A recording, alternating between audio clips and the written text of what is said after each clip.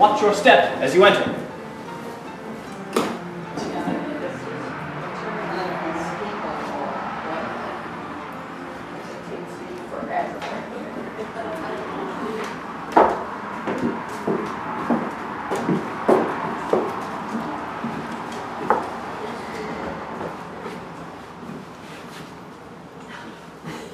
Can I be of assistance?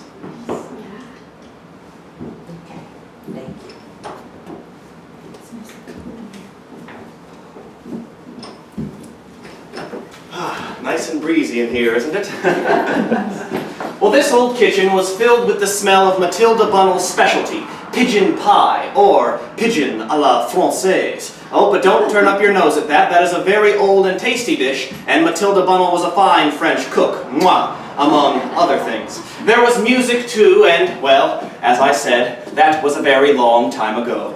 All of the children were here then, Willard Bunnell, his wife Matilda Bunnell, and all of their children. Not Willard's younger brother, Lafayette, of course. He was off on another one of his adventures. He just couldn't keep that young fellow home. Well, they're all gone now, buried in the front yard of the house, most of them. Only a few of the children alive now, in the present day, 1903. And of course, Lafayette, or Lafe, as his friends called him, is an old man now. Yes, Lafayette took possession of the house after his own cabin burned to the ground in '01. It stood right next door. Chimney fire, so they said. Of course, Willard and his wife Matilda were long dead by then. Don't really know how this house came into Lafayette's possession, as there were other heirs. Well, the house is empty now. Just someone passing by in the street, I'm sure. Someone must have forgotten to close a window. Nothing so forlorn as an empty house, is there? I do wish I could say we'd be seeing old Doc Bunnell today, but he was taken up to the Winona Hospital some weeks ago, much against his will, and I don't think he'll ever be able to return to this house. Please remind me to close that window when we go upstairs in case of rain. My. People are so careless with others' belongings once they're gone. Oh, yes, I was telling you about old Doc Bunnell. He's near on his deathbed and a bit off his head, as they say. Now, I only say that because the old gentleman just made his will a day or so ago, and it's already being contested by a couple of Willard and Matilda's kin. People are coming forth with many a tale. The old man running about town, drinking, hardly looking decent. Well, I won't repeat all of those rumors out of respect for the dead, or the almost dead, I should say. Really? Oh, this is too much. How do they expect me to do my work here? Oh, I should have mentioned.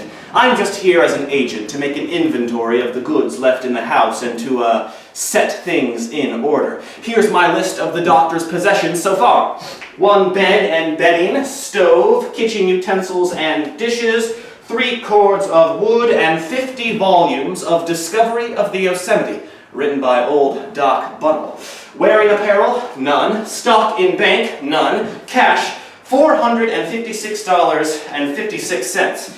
Outside, I've already noted 1 light wagon, and a buggy, and a cutter. I'm coming in! Good heavens! That must be the old church lady they hired to do the packing up. A Mrs. Nash, I believe. Now, I must warn you, if she does indeed come down here, please ignore her. She won't be able to see any of you, of course, unless you are living in 1903. No, none of you were around then. If she were suddenly able to see you, why, it would throw her into a panic, all right? Just make space to have the lady do whatever she came down here to do. Get out! Get out, you vermin! I'm coming in! Never fear. She's not talking to you. She's probably afraid of mice, and definitely fearful of bats, too. Not that there are any down here, of course. I'm coming on! So you just keep yourself in away till I finish my work. This is my last warning. Now I'm just tucking a few things into this here crate, so you just stay put. No jumping or flying around, or I swear I'll send you all to vermin heaven. There is such a place. I swear this house is falling into wreck and ruin with nobody living here. Why, this used to be a real showplace in its day. Guess you can't expect the old doctor to keep things in order. He's getting more peculiar by the day. Bats in the belfry, as they say. I'm leaving now. Don't you dast try and follow me upstairs. I know the things you bats are up to, so you best know I've got garlic too up there, just in case. Well, I'd best get on with it. Well, that was quite a close call, but I'm sure she couldn't see us. I do have some experience with these things. You only see what you want to see, so they say. Well, I think we can safely proceed to the upper floors. Please, follow me and I'll find you all a comfortable place to sit in the parlor.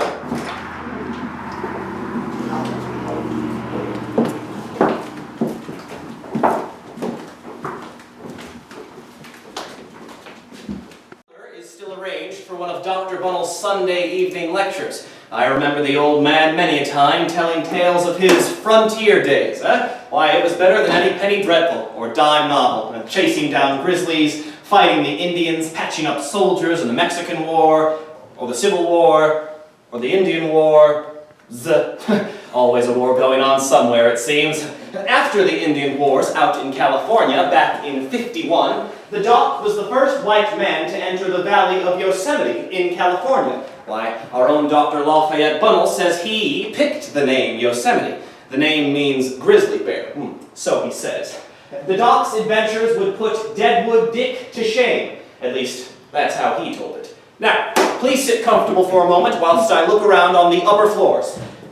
And, should I come upon any of the copper plates they used to print Doc Bunnell's Yosemite book on, I'll let you know right off. Oh, I surely will. That's how they used to print books, you know, and I hear those printing plates have some real value. The heirs believe they may be hidden somewhere in the house. Might be a reward in store for someone.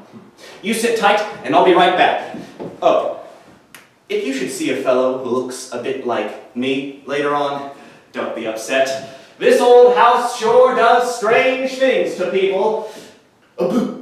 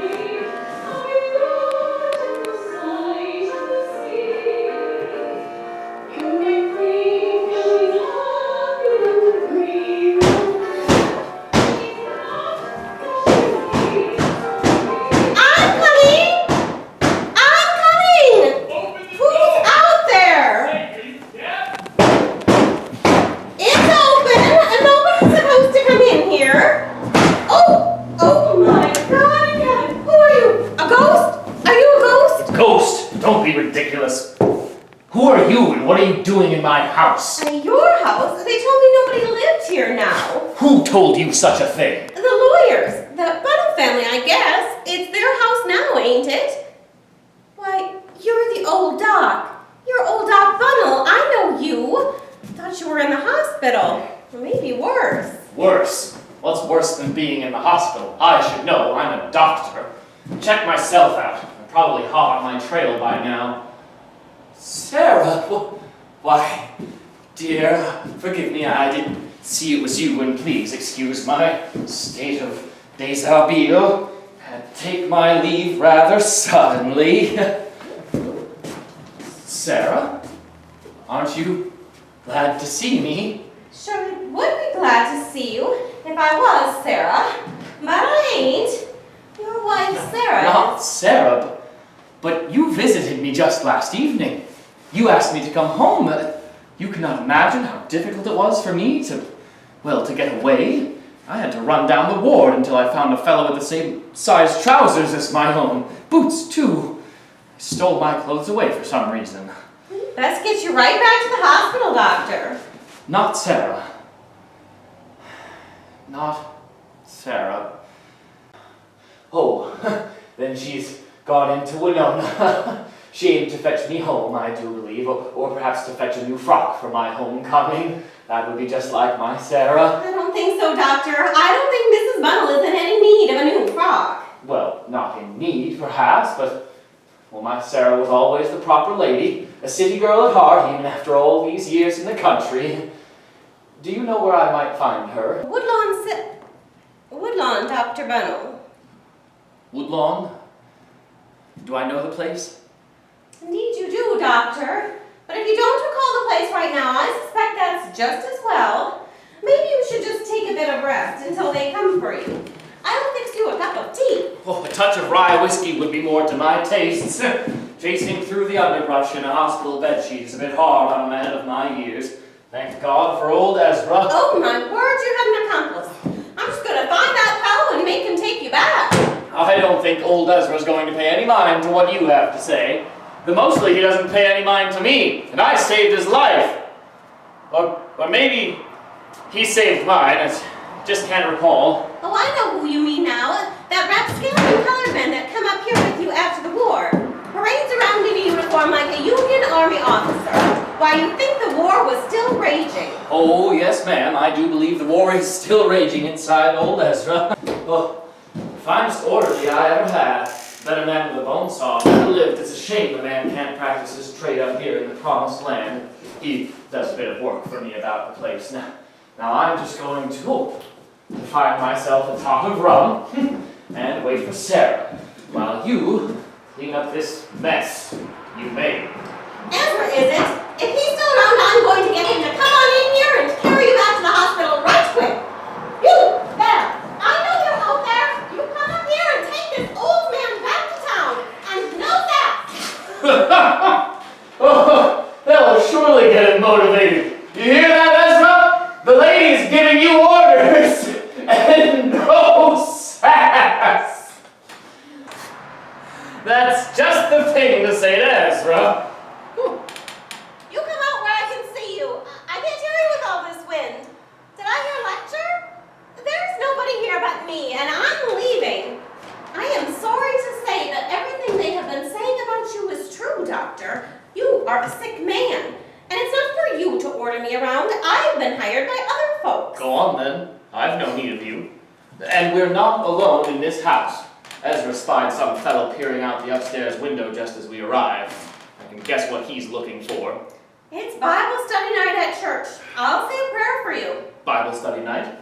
Do you mean to say that it is Sunday? Why, this is the day I do my parlor lectures. Gives the ungodly an evening's entertainment to rival the best fire and brimstone preacher. And there'll be folks arriving any minute. Now, where's my dress coat?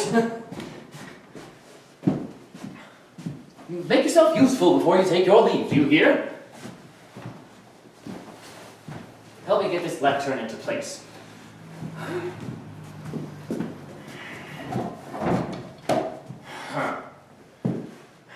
Where the devil are my spectacles?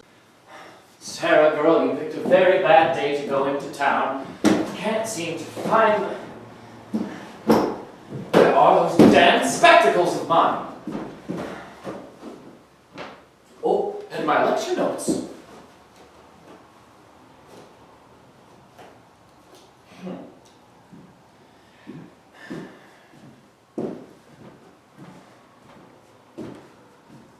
Oh, why, they're here. They're already here. Who's here?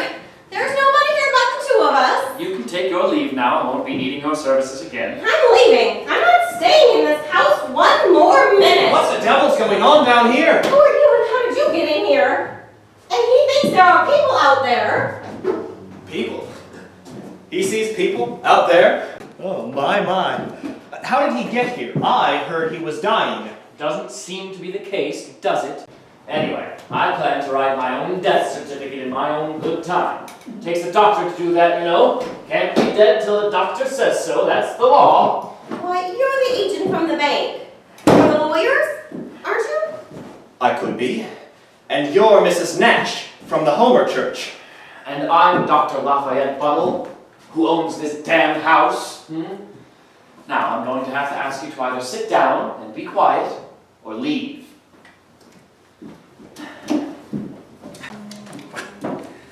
My. Such a crowd. Thank you all for coming today. Anyone here from the hospital? No?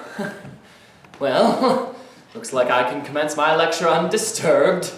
Now, where was I?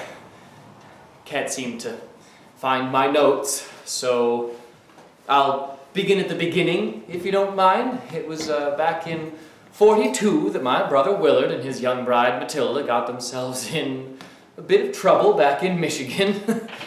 Now, I never put this in any of my books, but it is in the court records back in Saginaw, so I guess it's nobody's secret now. Without getting into embarrassing detail about family members, let's just say that my big brother Willard, all of 24 years old, and his bride Matilda, who was about my age, 17 or 18 at the time, decided they'd head out west to the Mississippi and the territories beyond, just a few hours ahead of the sheriff. As I wrote later, it was for the good of Willard's health that we took off, if you know what I mean. And that was the gospel truth. Well, little brother, huh? I'm glad to see you're coming along. We could use another hand, even a kid like you. How did Pa take it when you told him? Well, you know Pa. He wants me to stay here and study doctoring. But I reckon I've got a long time to be a doctor.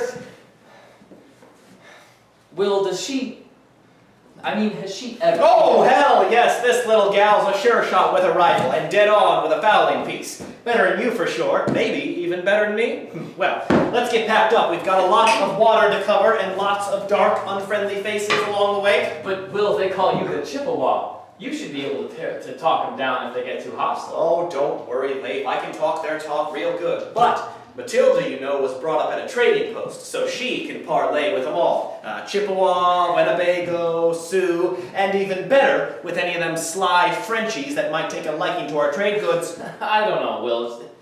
She's just a girl. She should come along later. She's just going to slow us down. Well, that was a mistake, as I was soon to discover.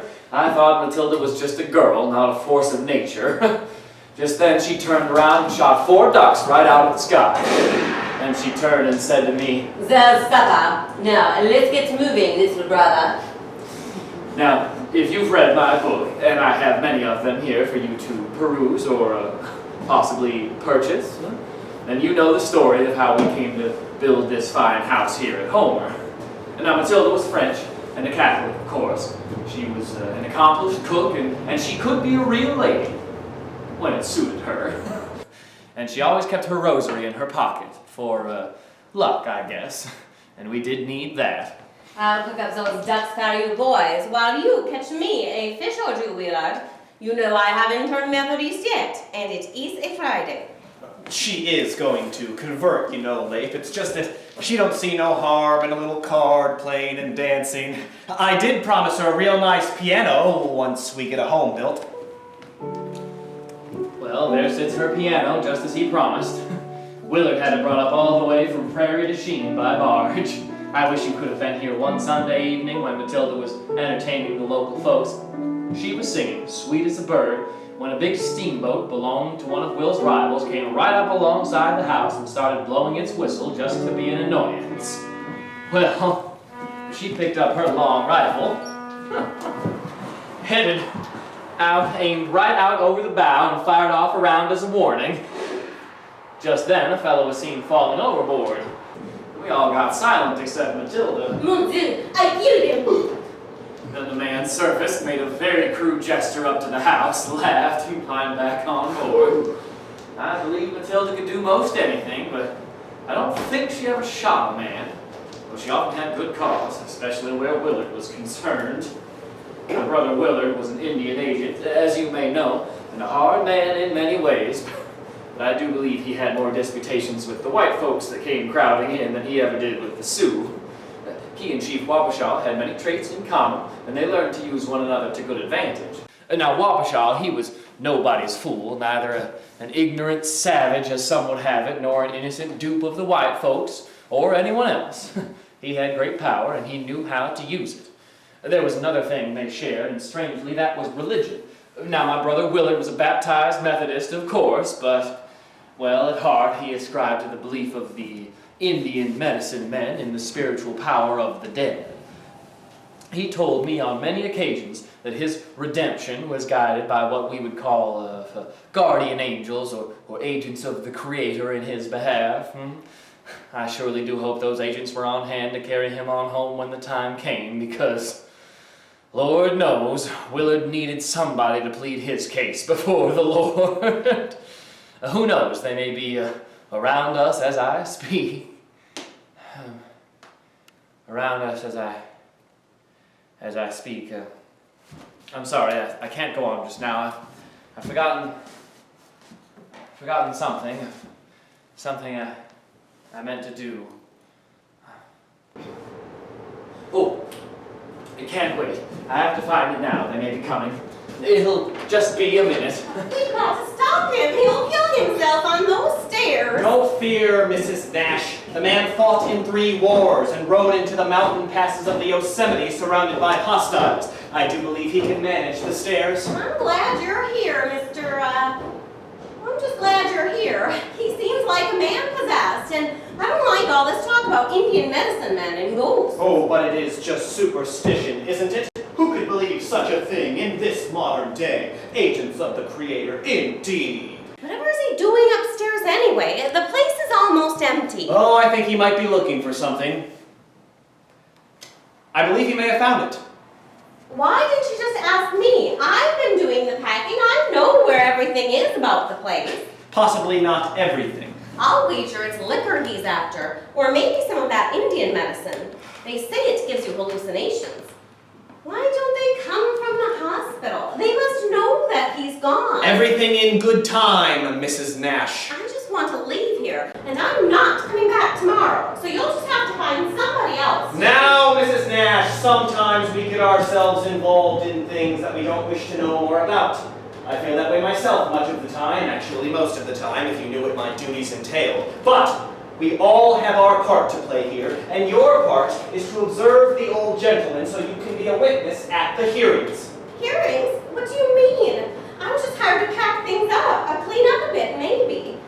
I used to clean here now and then when Mrs. Bunnell was alive. I do believe things have changed, Mrs. Nash. You do know that the old doctor's will is being challenged, don't you? But the doctor is still alive. How can that be? Some people get very restless when there's money involved, though the poor old gent doesn't seem to have much left to dispute over. Still, you know how people can get when they think some assets may be hidden away. Some people are very keen on pronouncing the doctor insane, you see, as a way to overturn the will. Insane? Well, he might be for all I know. You heard him a moment ago conjuring up his brother Willard and his wife Matilda.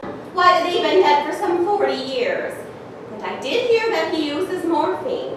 Way more than the hospital was willing to give him.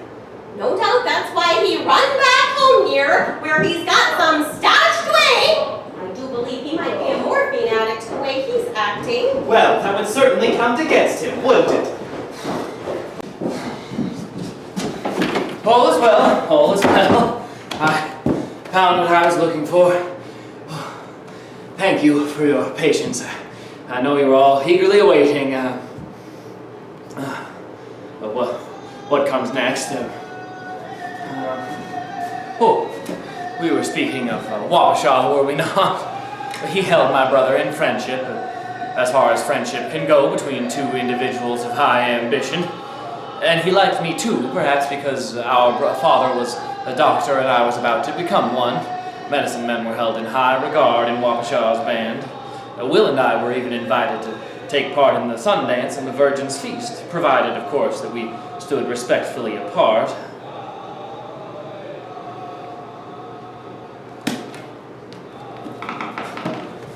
Now, I must tell you a story that I wish very much I had not to tell, but it is written already and cannot be changed. Wapashaw had a young niece whom he favored greatly, named Witchiane. She had been named a kind of queen of the virgin feast. Her beauty had given her many marriage proposals, and she had been promised by Wapashaw to a white trader from La Crosse. When a marriage like this is arranged, no one can oppose it. No, there's one who could have opposed it. Do I hear an old woman's voice? Who speaks to me? Old woman. Ha! Who are you to say old, you bag of bones?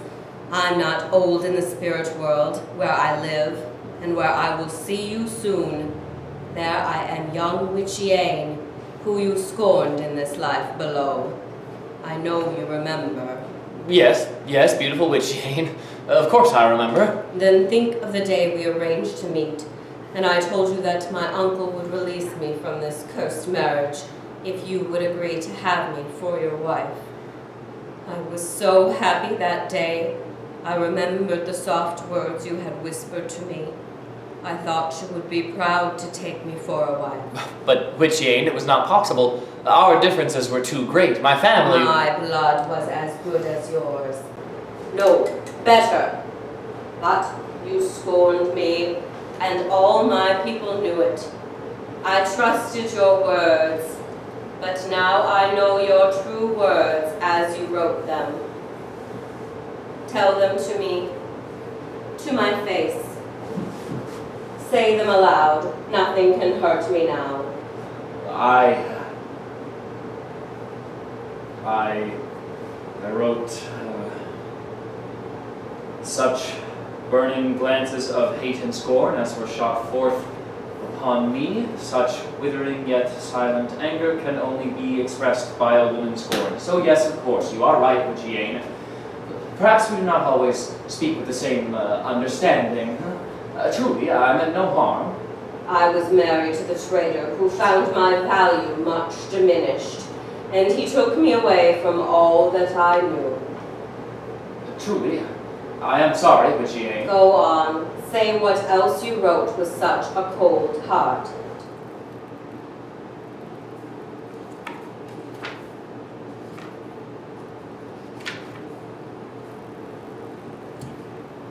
Her pleas were all to no purpose, for I had other objects in life. Like a caged bird, she soon pined for her prairie home, and died ere the leaves of the next spring bloomed. No, surely we do not speak with the same understanding. But, Witchiane, don't you see? There was a penalty for me, too. I had insulted your uncle by turning you away, and so I, too, had to leave. I thought of you often. I wrote of you in my book. There are no books in the spirit world. These pages have gone back to the trees that birthed them, and the trees have sunk their roots into the ground. Soon you will be there too, where the white ones bury their dead. I was put on a scaffold with the birds, and soon I flew away. Nothing is as you think. You will see very soon. Oh, yes. Yes, a war. There is always a war for young men to escape to in moments of danger or impending marital peril. And now there was one for me. I had skedaddled back to Detroit to visit my father and study medicine again, but, well, all the boys were going to fight the Mexicans and chase them out of Texas. So I went too. I was 22 years old. Sign right here, young man. It's good to see a strapping young fellow like yourself stand up to fight for your country. Now, it says here that you've studied doctoring. Is that correct? Well, I've only just started, but my pa's a doctor, so I reckon I know... Well, son, you look like you know all you need to know right now. That's the good thing, you see. The Army can save you a lot of study time. We'll get you right in the thick of things, and you can just learn as you go. You'll be a regular doctor by the time you get mustered out. You're going on down to Cordova, Mexico. The 1st Michigan Volunteer Infantry is in real need of your services. Yes, sir, there's what I'd call a Cordova, Mexico medical degree just waiting for your arrival. Now, I was a bit confused because last I heard, Texas did belong to the Mexicans. California too, but, well, I guess I was wrong. That recruiter fellow was right, because in less than 2 years I had been moved from being hospital steward to having full charge of the hospital. By the time the war was over, I had the full medical charge of an entire battalion, and all that land out west belonged to us. But I still didn't have my medical degree, and I was still a 24-year-old Army private a long way from home.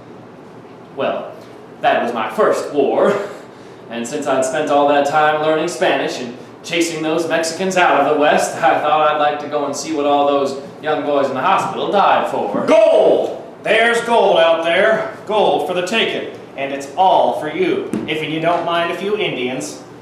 Now, I could see right off that a combination of gold and angry Indians was going to give rise to a need for the services of a physician, or of someone matching that description.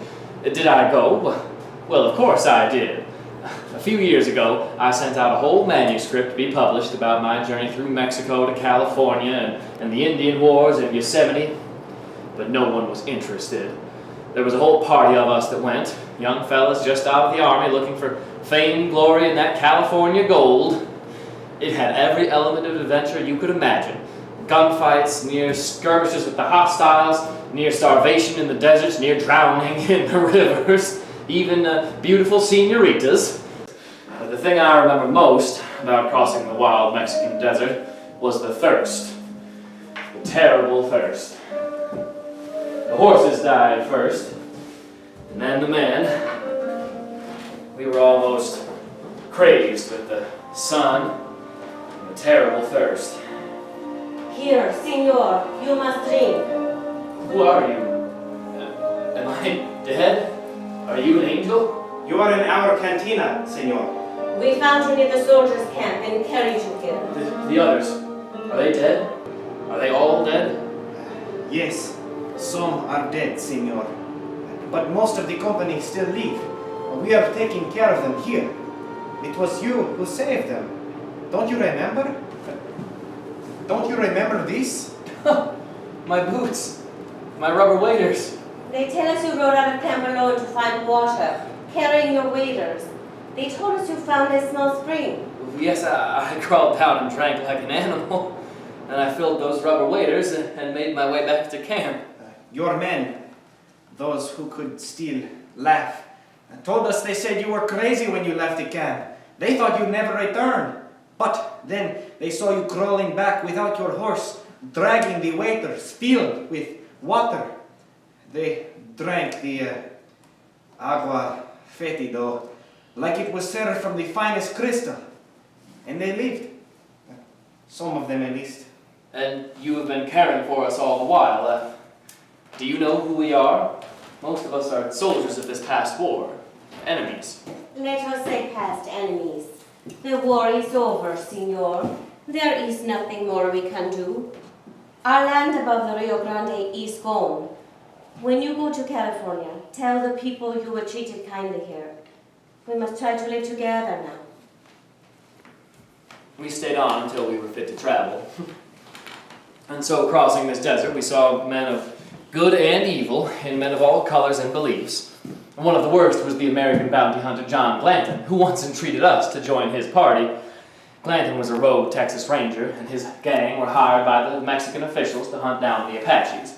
Payment was made for either a live prisoner or a scalp, and I'm sure you can imagine which of those was the most easy and profitable transaction. Before long, Glanton started turning in Mexican scalps too, for a Mexican reward. Black hair, who knew the difference?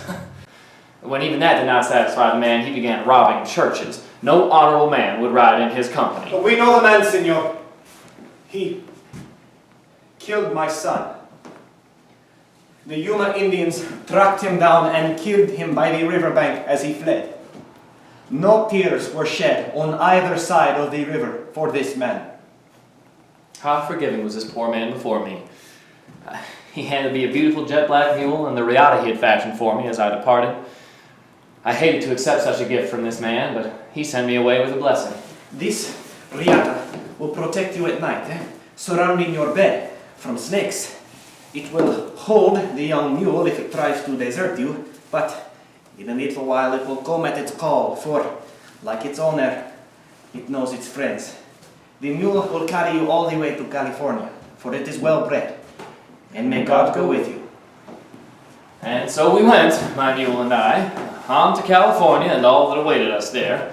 Now, folks, if you want the full story of my trek to California and all the vicissitudes of the journey, well, you're just going to have to take up my cause and see to it that my manuscript finally sees its day in print. Let me just say that by May of 1850, I had established a claim and was on the brink of becoming a very rich man. A piece of pure gold weighing 13 pounds troy had been taken out of my claim in one day. If you don't know what troy weight is, how precious metals are measured, and precious it was to me, for I was in the full tide of mining prosperity amidst all the rest of those of us who had taken up our worship at the throne of Mammon. Come on, Leif, I heard you leave that assayer's office with a whole lot of cash. Gold for cash and cash for a good time at the saloon, I says. Now, you can spare an old friend a drink, sure enough. If I saw an old friend, I might just do that. How about if it was a lady friend? Might just do that too if I saw any ladies about. Oh, you're a mean one, you are. What you gonna do with all that money? Heard you was just a backwards boy from Minnesota. Probably not much to spend money on up there. Here the place is froze solid all year long. It's a kind of a cold way of being, don't you think? Now, let's just have us a little dance. Woo! I come from St. Louis City with a washboard on my knee. I'm going to California, I'm going to Rushmore to see. Oh, California, that's the land for me. Indians! Yosemite Indians up on Mariposa! Oh, they's burning and killing and taking our gold. Even Big Jim Savage and old long-haired Brown got attacked. Big Jim's wives got snatched away too. Well, Big Jim Savage has got 4 Indian wives. Some say more than that. All from different tribes, too. If he ain't safe, nobody is. Oh, they's taking our gold. You better get yourself back to your claim, Minnesota boy. Do you know what Yosemite means? Means grizzly bear. Them's the grizzly bear people and just as fierce. They strike and kill just like an angry bear. And then they's gone. Just gone back into their hidden valley where no one can follow. Oh, who's going to save us now? Oh, who's going to save us now? Well, I guess I was going to save them now. Some of them at least, although I didn't have any such noble intention at the time. I only wanted to protect my claim. I'd only been a rich man for 2 or 3 days. I was sure enjoying the feeling and didn't want to give it up. I'd traveled all the way across the Mexican desert to get here, so I do believe you can understand my willingness to get involved, even if my motives weren't so entirely pure. Listen up! Listen up! The governor of California done come to our rescue! Here's what he wrote to the sheriff of Mariposa County. By my hand on this here 13th day of January of 1851, I authorize you to muster a force of men for the protection of lives and property in Mariposa County. Well, in plain English, that means you and I can both become surefire legal Indian fighters and save that California gold. I was 27 years old, about to embark on my second war, the Indian War of 1851. Now, folks, I wrote a book about this war too, and I'm still hoping it sells a lot of copies because I am getting on in years, and to tell you the truth, I'm about as poor as a church mouse. I know someone's going to try and make some money off my book, so I hid the copper printing plates away here in the house before they get stolen away before I'm gone. Probably should have mentioned those printing plates, just in case anyone's here from... I know I heard someone out there before. Can't be too careful. Now, there's some that give the credit for the discovery of the Yosemite and the naming of the place to Major James Savage. That's what they called Big Jim Savage after they gave him charge of the Mariposa Company. I knew him well, but he's long dead, and I know better about his claims of finding the passage into the Yosemite all alone. I've even got his word on that. Back in March of '51, I asked Big Jim directly if he had ever seen the valley of the Yosemite before, and he answered no, never, only the valley below. And that is printed in black and white in the May 1859 California magazine, in case you want to check my facts. Oh, wait a minute. You just wait a minute here, Leif. You're the one who wrote the article in that magazine, and you know it. Those facts are your facts. Why, Major Savage, you can't be here disputing my story. You're long dead, and that is a fact. Well, you're right about that. I'm not alive. You only think I am, you crazy old man. Who knows who actually set foot in Yosemite first, huh? We were all there on a slippery mountain path. I can't help but folks write about me after I'm gone. Folks have made a fortune writing about you, Jim. Folks have never even laid eyes on you. Why, one such book is called Big Jim Savage, the Blonde King of the Indians. It says you had 4 Indian wives. Now doesn't that just make you flinch, Jim? Folks making up tales like that. Oh, that's a downright lie. I had way more Indian wives than that. But you know how that goes, Leif. I heard tell you almost took a Dakota wife at one point, huh? You should have done that. Them's good wives, these women. All us traders had Indian wives, and most of them had a passel of kids, too. It was a kind of insurance that most tribes thought twice before making war on a relative, even those of us who married in. As far as the yellow hair goes, well, that was kind of an added attraction, I guess. I lived among these folks. I didn't want to look like a cut hair. My wife warned me this would happen when too many whites come along. They warned me, poor souls. Now, as I said, I had this conversation with Major Savage back in March of '51, just before discovering and entering the valley of the Yosemite. And he told me quite clearly that he had never seen the valley before.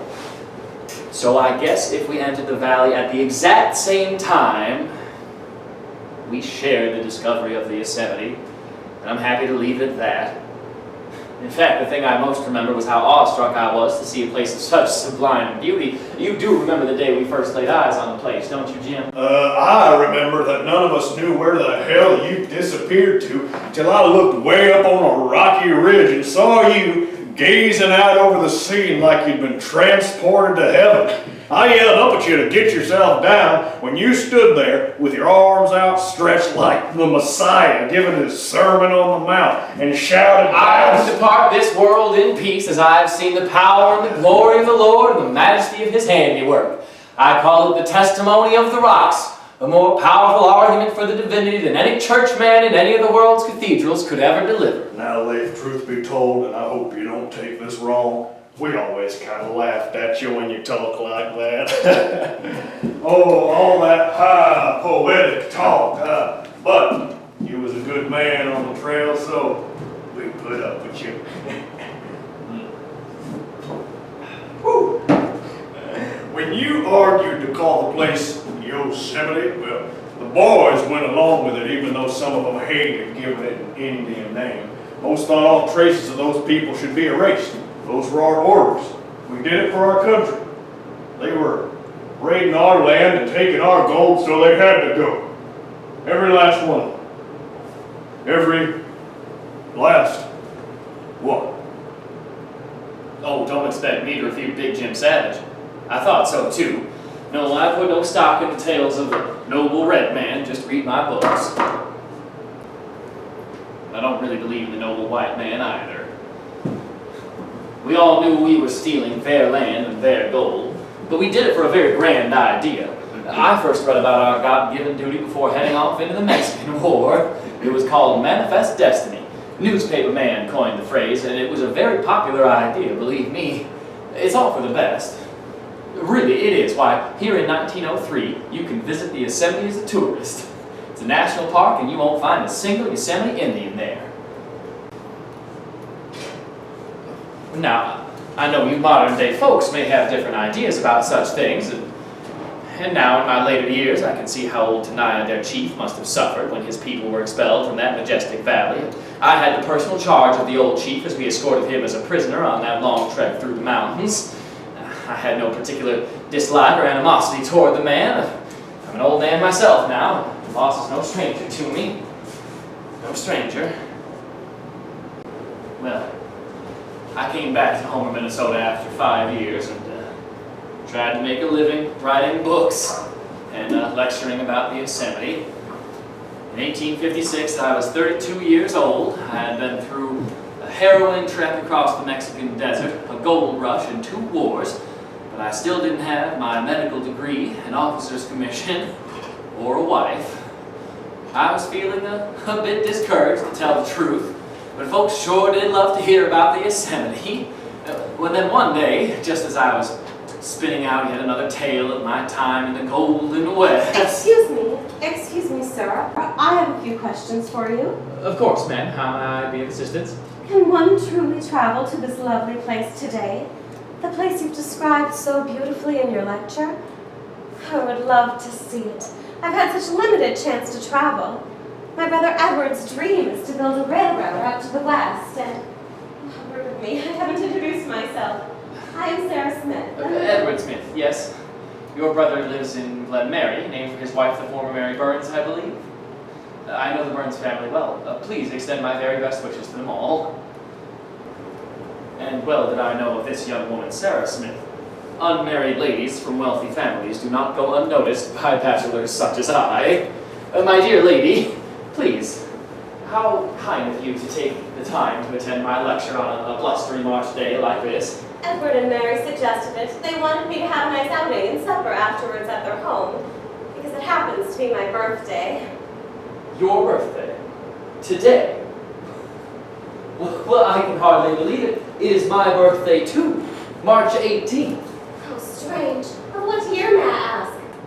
If that's not too personal a thing to ask a stranger. I was born March 18th in Rochester, New York in 1824.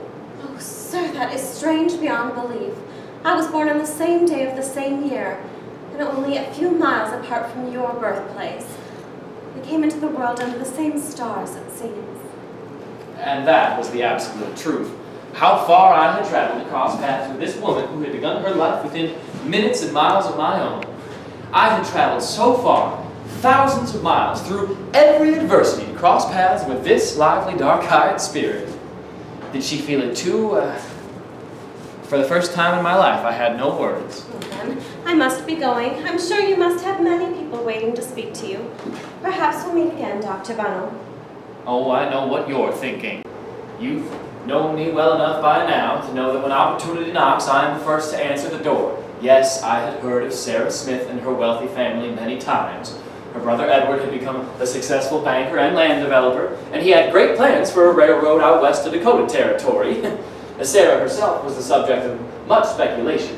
She was a beautiful, dark-eyed woman with a direct and serious gaze. She was intelligent, charming, and very rich. But the mystery was this: she was in her 30s and still unmarried. An old maid, as one might unkindly say of such a lady at that time. Dr. Bunnell, since you are so well acquainted with my family, and it is your birthday too, perhaps you'd like to join us for supper. I know Edward and Mary would be delighted to discover the strange circumstance of our natal day. I'm sure we'd all have much to discuss. Did we have much to discuss? Yes, indeed we did, and we talked for 3 more years before I finally succeeded in putting a ring on her finger. We were married in August of 1859. If she had been the poorest woman in the county, I would still have pursued her with all the tenacity I did the Yosemite. I had learned by then that Sarah would have discouraged most suitors to come her way with her lively mind and strong opinions, attributes that were not well favored in young ladies of the day.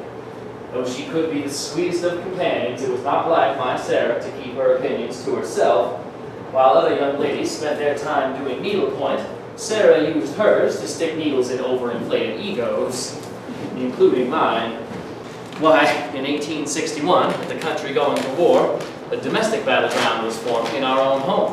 Lafayette, Houghton, Bunnell, don't think you can hide it from me. I know what you're plotting. You make me sound like a Confederate spy. If it were only that, I'd have you safely locked away. How do you explain this? Enlistment papers. I found them hidden in your coat pocket. Well, who's the spy now? I can't believe you would do this to me. I haven't yet. I'm only thinking of it. They need me, Sarah. They need doctors. I need you too. We've barely been married 2 years. What would I do?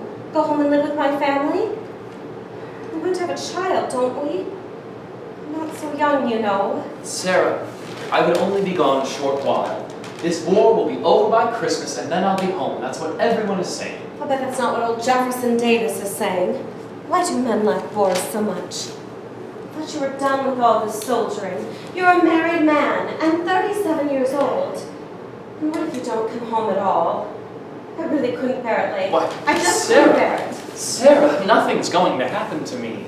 I'm just going to be in a field hospital. I'm not going to lead a cavalry charge, you know. You would if you could, Lafayette, but I know you. Yes, you do, Sarah, like no one ever has. So you know I would never let anything keep us apart, not for long. And never you fear, we'll have a whole house full of little bundles underfoot someday. Maybe we'll pack them all up in a train ride out west to Yosemite, have a real adventure. You'd like that, wouldn't you? I made my Sarah cry that day because she did know me like no one else. She could see that my mind was made up. I couldn't seem to help myself. I was going, and neither her tears nor her strong objections could change that. I had already put some plans in place to be sure that this time I would come out as an officer, not some lowly private without a medical degree. Sarah, there are plans in place to institute a brand new medical college just downriver in La Crosse. I intend to be one of its founding members. As soon as that happens, I shall be presented an honorary degree from the La Crosse Medical College. Your husband may have to enlist as a private, but I can guarantee you that he will muster out as an officer and a gentleman, with a medical degree to boot. Now, doesn't that make you happy? I don't care about such things at all. I'm quite happy with you just as you are. And this medical college and honorary degree seem very suspicious to me. How can you attend a medical college when you're off at war? Well, that may give some cause for concern, but I wouldn't have to attend at all. You see, in fact, there actually isn't such a place as the medical college just yet. Its prospective founders hold their meetings over a grocery store. Grocery store? This all sounds quite ridiculous to me. How can a piece of paper be so important? You are trained as a doctor. You have served as a doctor. Why do you need this honorary degree? I don't need it, Sarah. The Army needs it. Seems they want their surgeons to be officers, and this little piece of paper will help finally pave the way for me to receive my commission. I didn't tell her that, so far, the medical college existed only in the minds of its founders, a group of doctors who met occasionally in a rented room. I particularly did not mention that the only action taken by the group to date was the dissection of the unclaimed body of a pauper, and that took place in the back room of a house of ill repute. In case you doubt it, the city physician of La Crosse will attest to that. He was the one who procured the body. Well, that little piece of paper was what I needed, and it got me what I wanted. I first enlisted in the 36th Wisconsin Infantry, and later served in the Winona's Company K of the 1st Minnesota Regiment until the end of the war. Oh, I could tell you blood-curdling stories about that war. It was my third war, you know.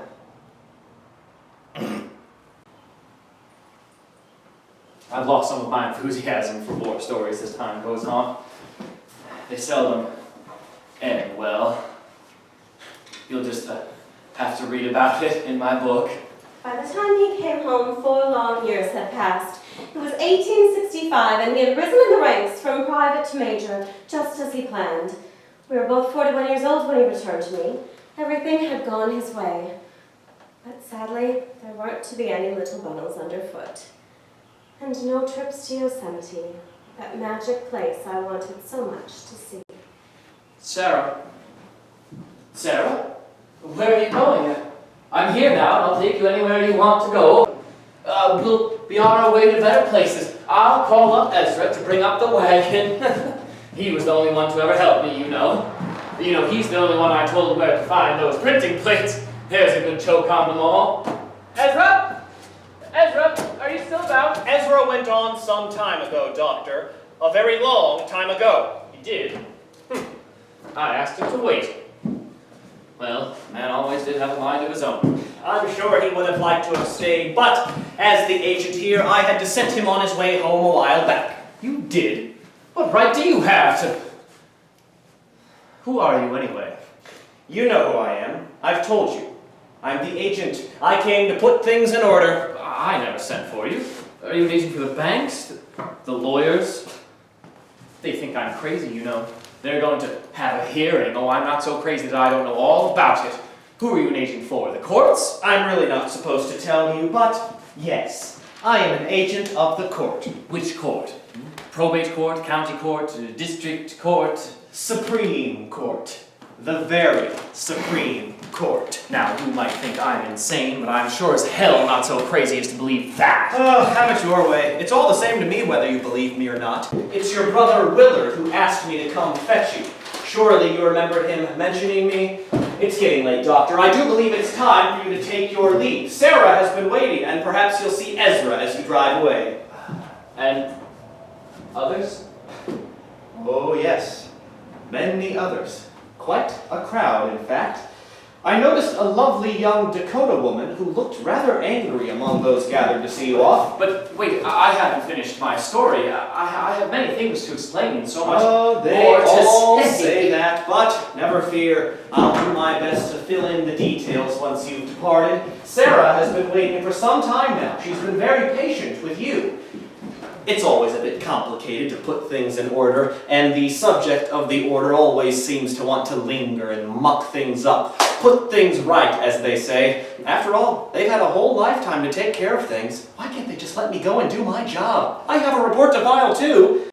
You've all been such a polite and attentive audience, I feel I should do a sort of summation of the case for you. In terms of the lawsuit brought about to overturn the doctor's will, testimony was taken on both sides. Some claim the doctor was not competent to make a will. He was said to be peculiar, a drinker, addicted to morphine, and scandalously careless in his matter of attire. The relatives said they wouldn't mind seeing him boiled in oil. Oh my, the feud was front page news of the Winona Republican Herald within 2 months of his death in July of this year. Now you wait, you just wait. I have something to say about this. When my husband made his will, he named my sister as his sole heir. It was the closest tie he had left to me. I dare say that Leif loved his brother Willard, but he didn't have much time for the nieces and nephews. My dear Mrs. Bunnell, we discussed this last year when we departed together. Really, you must stand aside and let me finish my report. As the poet says, the moving finger writes, and having writ, moves on. Nor all thy piety nor wit shall turn it back to cancel half a line. Nor all thy tears wash out a word of it. Yes, I know the verse. Who would know it better than I? Do you think I didn't know his faults? Oh, he made some terrible mistakes. But in all those wars, I don't believe he ever killed a man, strange as that may seem. If he did, he never spoke nor wrote about it. Do you think I was blind to the fact that many envied and disliked Lafayette? He lived his life exactly as he pleased, something that most of us are never able to achieve. Oh, I heard their clucking tongues when we married. That so-called doctor doesn't have a real occupation so far as I can tell. That silly rich girl is back living at her parents' home. Why, she isn't getting any younger, that's for sure. They've neither chick nor child and never will with all that gallivanting. And they say they actually have a colored manservant, dressed in livery, who serves all their meals off a silver serving platter. Such foolishness! Ezra, serving meals in livery? I think not. What did they know of our lives together? Do you know that after I passed on last summer, my dear Leif had a poem printed in the newspaper that was dedicated to me. It was titled, "There is no death." He was ever the optimist. I will not have another bad word said about him. Please, Mrs. Bunnell, you must understand that you are only here to escort Dr. Bunnell on his journey. Surely you know that those who are about to depart often see visions of their loved ones, who are here to guide them on their way. A vision indeed. You do not know me well, sir. Lafayette would be shocked if I didn't speak up on his behalf. Honestly, I don't think you're doing a very good job as agent. I have his obituary right here, and believe me when I read it aloud, you're going to hear some very favorable commentary. Oh dear, he shouldn't be hearing it yet, should he? Perhaps we should be on our way after all. I trust you'll read this into the record. Come along, dear. We must be going. Yes, fine idea. Oh, but first I must gather up. The printing plates, if they're hidden well, they should be quite safe here. You're going on a fine adventure, so we must travel light. And this time, I'm coming too. Now don't you change a word of it. No. No, of course not. In the interest of fairness, I'll read it into the record.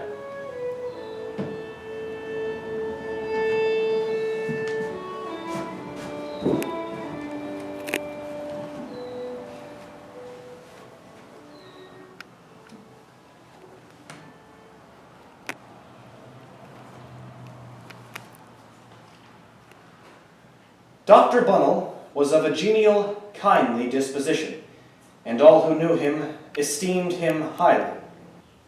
Since the death of his wife last year, he has led a rather lonely life. Let me read on. Oh, and listen to this. Dr. Bunnell was the sole discoverer of Yosemite, and the one who gave it its name. My. That would make him happy. Perhaps I should add here that, of course, Yosemite had a name before white men laid eyes on it. A very beautiful name at that. It was Ahwahnee, or the Grassy Valley. But you would likely want to know the results of the lawsuit, wouldn't you? Well, the most surprising testimony came from Mrs. Nash. You do recall Mrs. Nash, do you not? The church lady from Homer who was cleaning up the Bunnell house when we first met? Her observation was that the doctor was a lonely, ill, and confused old man, and if he took morphine, it was for his pain and general state of loneliness. But insane? No, she didn't think so. Old Judge Vance of the probate court agreed, handing down a decision sustaining Dr. Bunnell's will. The illustrious La Crosse Medical Institute closed its doors in a very few years. Dr. Bunnell and one other gentleman are the only known holders of degrees from this dubious establishment.